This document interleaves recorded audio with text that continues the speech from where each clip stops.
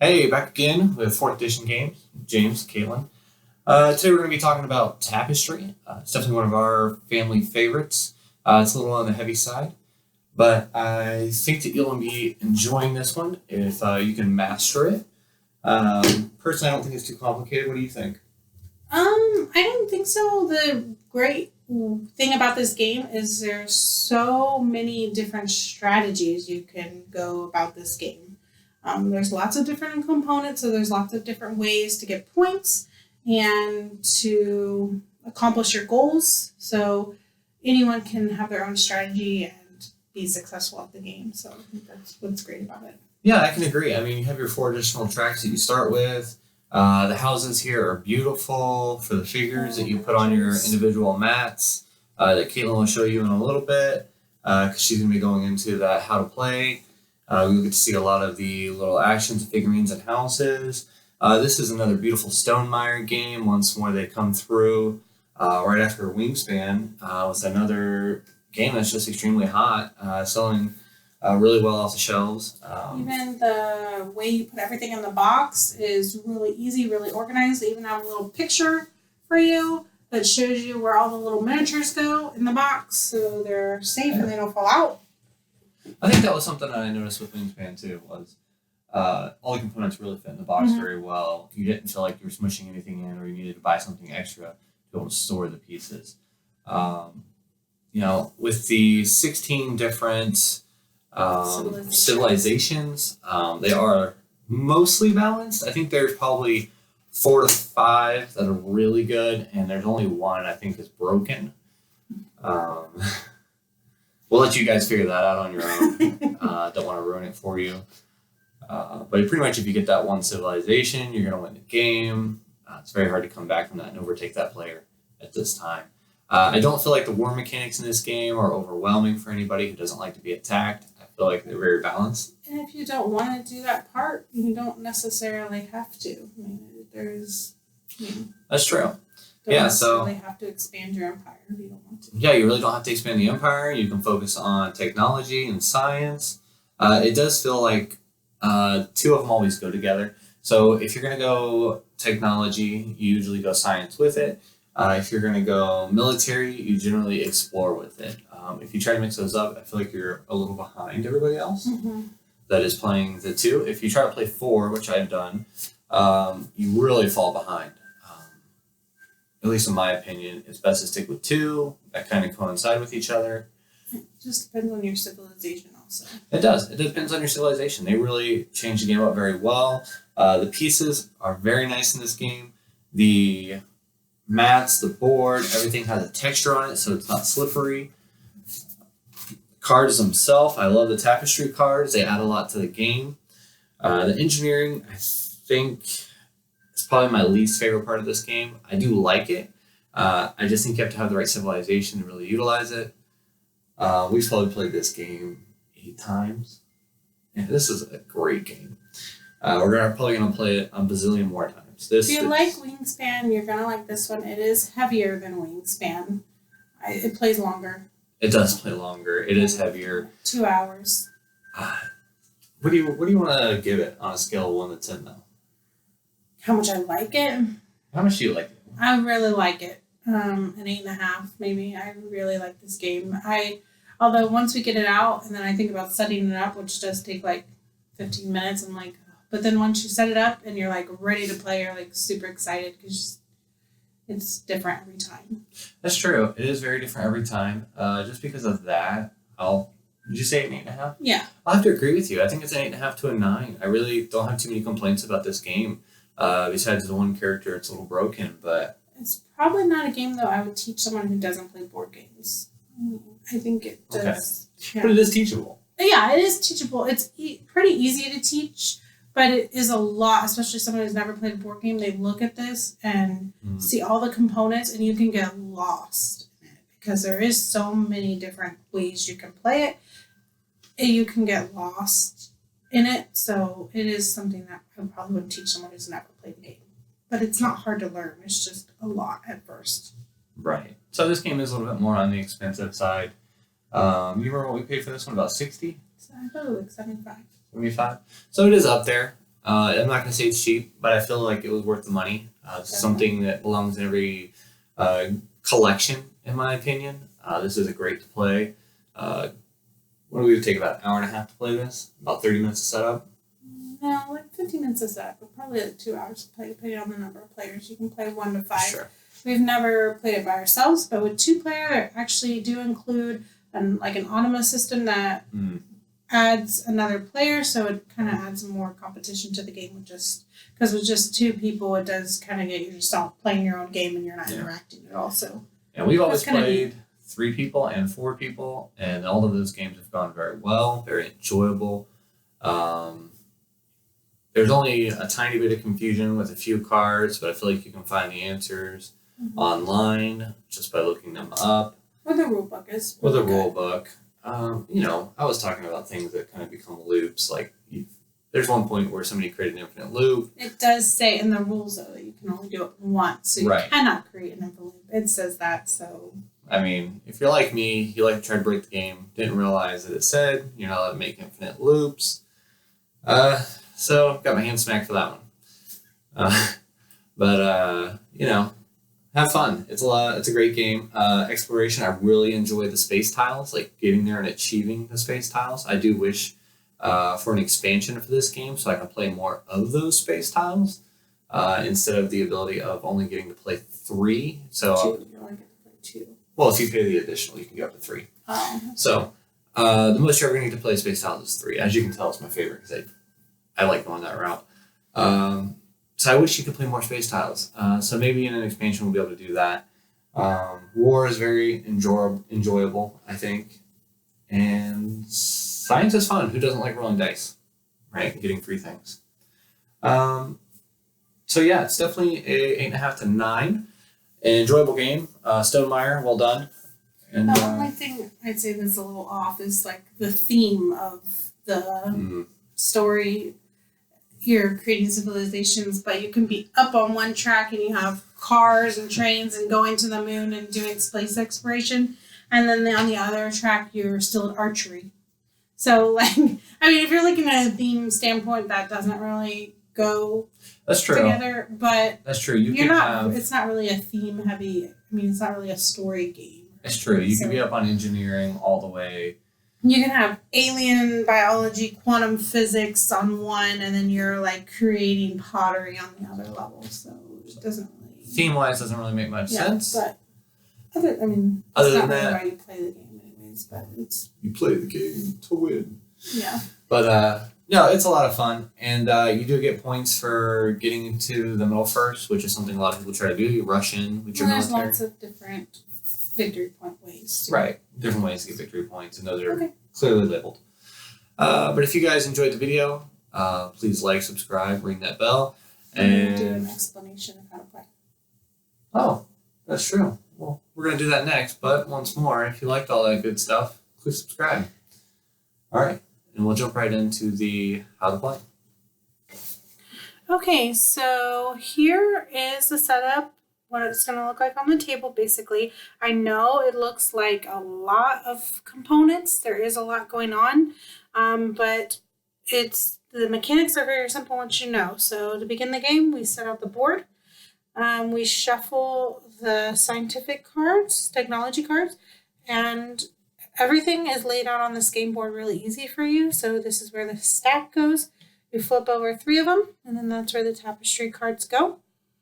For the buildings that you're going to be acquiring during the game, these cute little miniatures, they have their own board, and it tells you what size. It has a picture of the building on it, so you know exactly where it goes. There will be 6 left off of the board. They're acquired through cards during the game. These are achieved by going to places on the map, and then you get the corresponding miniature if you're the first person to go there. So you set up the board, do the cards. The next thing you're going to do is each player gets a player mat and color. So this board is set up for green. You get 10 of these conquer towers. some green cubes. And you also get little plastic symbols of each of the 4 resources in the game. And then little tiny buildings. You get 5 of them, and they fill on your chart from right to left. There should be 1 space on each of your income charts left blank.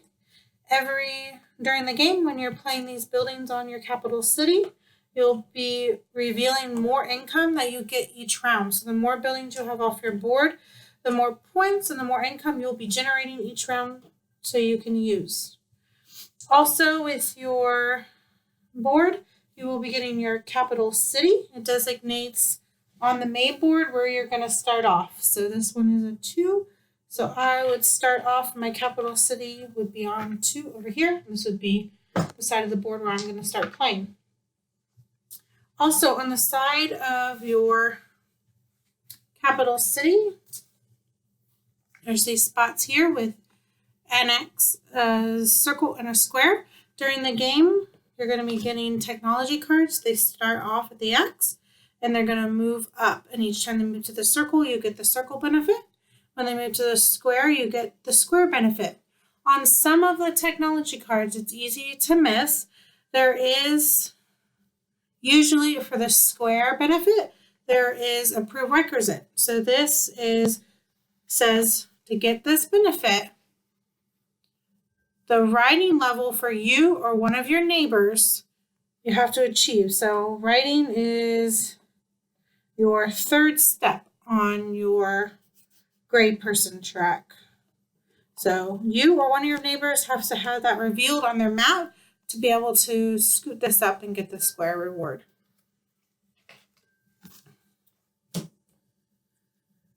So you've gotten everything set up. The only thing you're missing to begin the game is a civilization.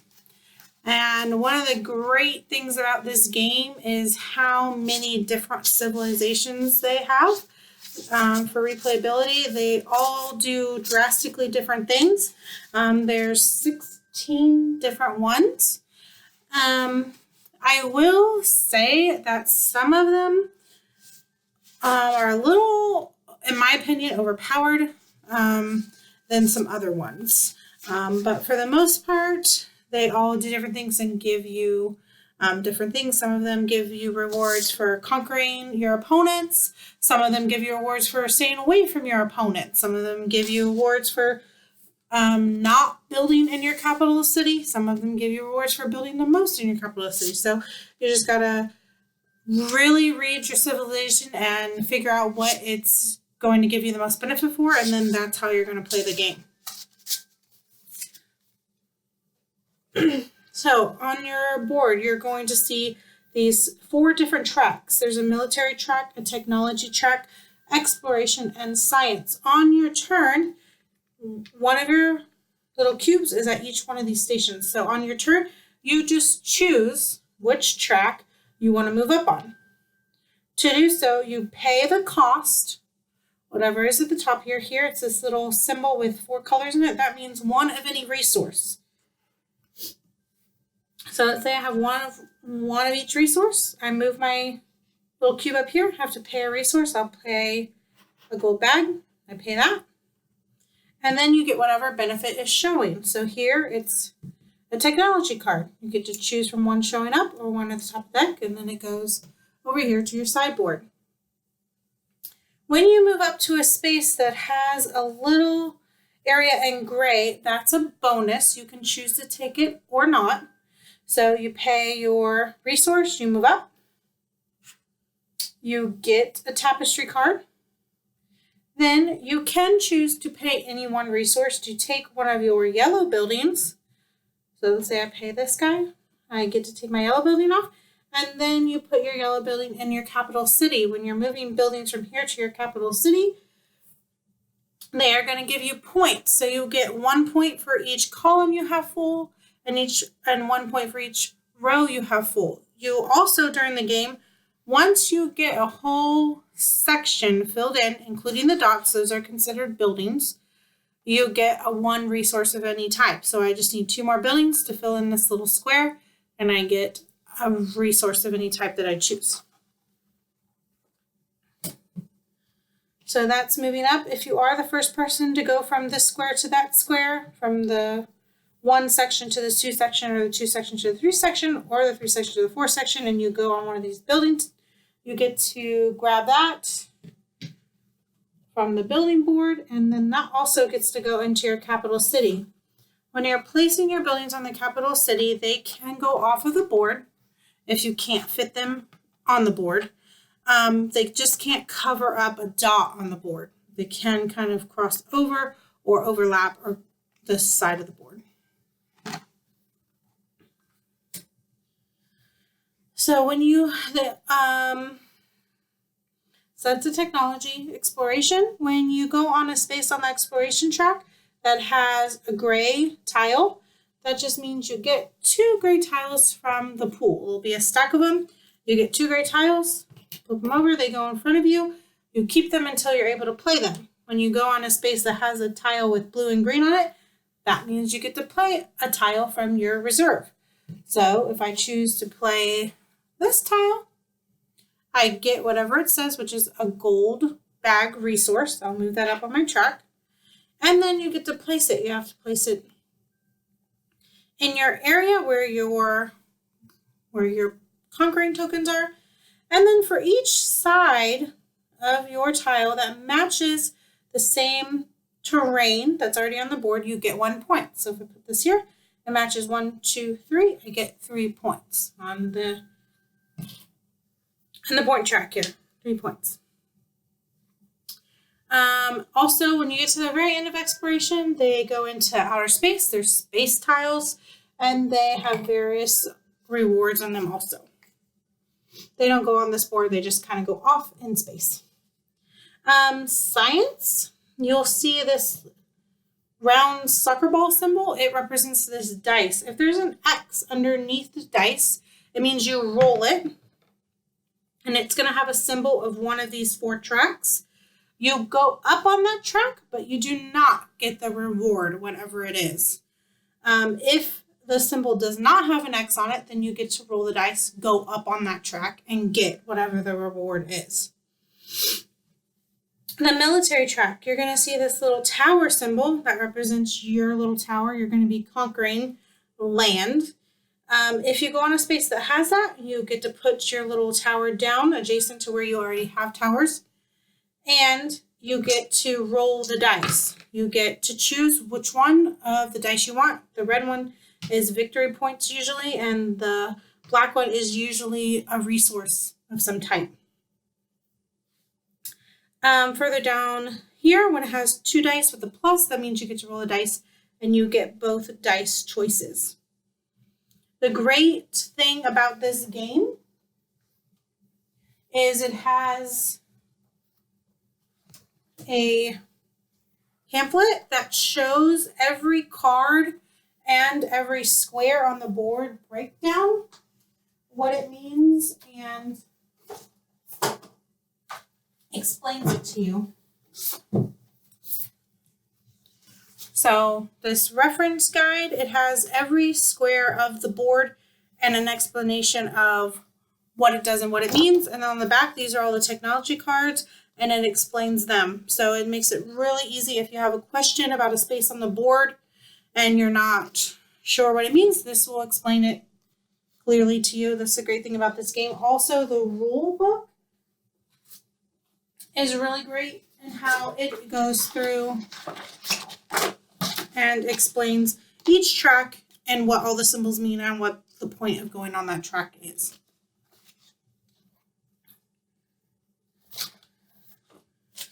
So this game is played in phases. Not every player is going to be in the same phase at the same time. If you play a game kind of like Everdale, it's similar in that players can choose to get out of the current phase when they choose to.